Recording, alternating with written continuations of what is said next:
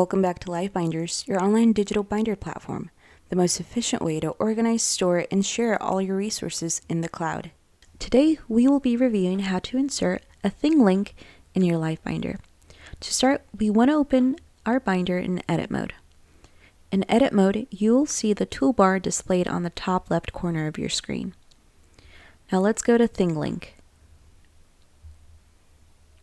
So once you've created your Thinglink, you want to select the Publish button and copy the embed code, this iframe embed code. Copy it. Now let's go back to LiveBinders. Here, select the Add Content button. Choose the text box and select the one-column text layout. And before we do that, let's go ahead and rename our tab and choose the Edit Main text box.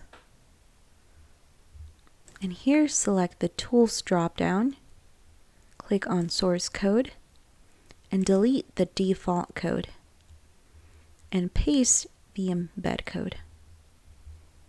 And click OK. Now let's center align this and save. And let's add a title in our tab.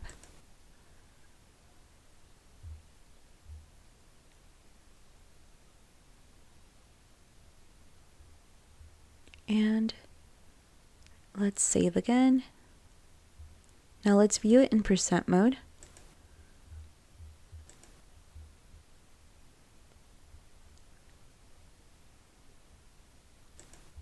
Okay, now the Thinglink is embedded and it's live, so you can click on the infographics and learn more.